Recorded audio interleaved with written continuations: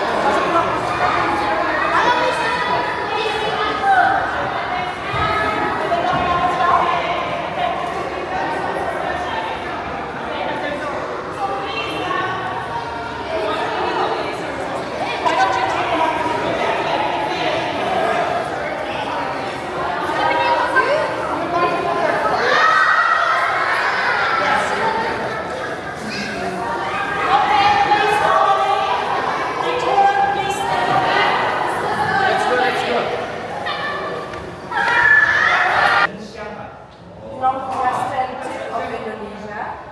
And it's no wonder that Aceh was hit by the tsunami because this is a very active area for the ocean to clash with the land masses of Indonesia.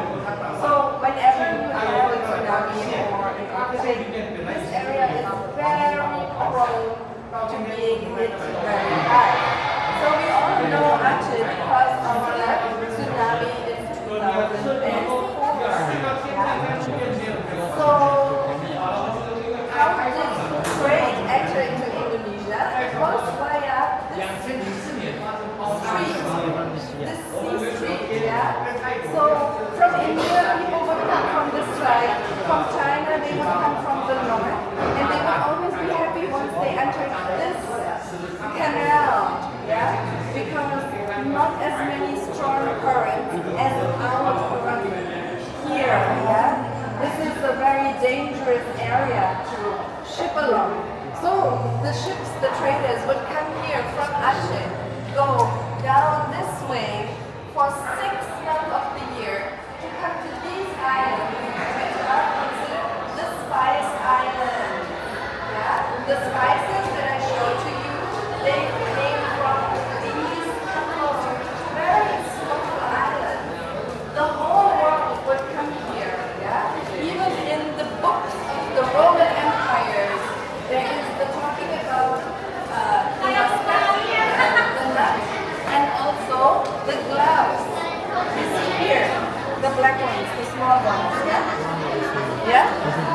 They would come only to get this.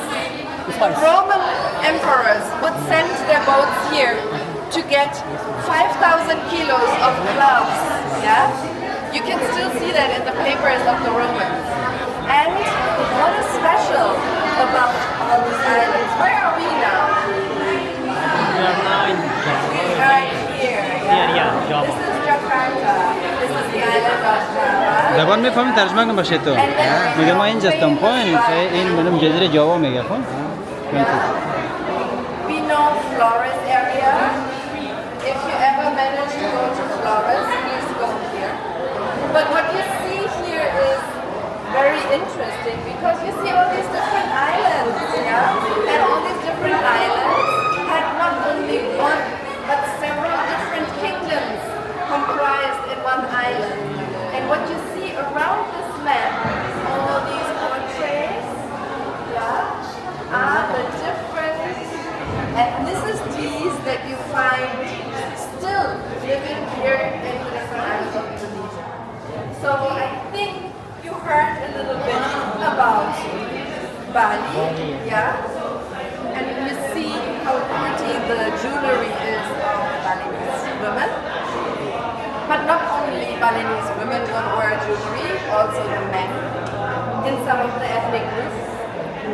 Also you see a lot of people here wearing headscarves, even the men.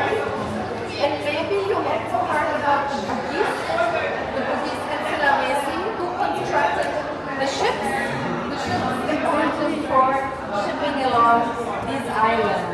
And these ships were already, before the Dutch came, capable of carrying 1,000 people across this area. Let's move on to the beginnings of Indonesian history.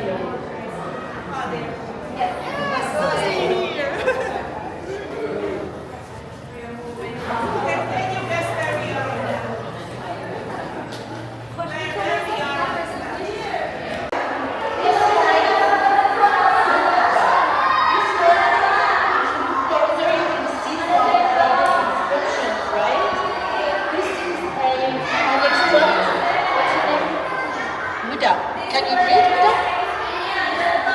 This is an extract of the Shahada. It is a Quranic inscription. Because before Islam, before the Umayyad dynasty, this is a dynasty of the 7th century, right? Islamic dynasty. Before that, Muslims used to use coins coming from the Christians and from the Sasani or the Persians. And one caliph, Ibn Marwan, decided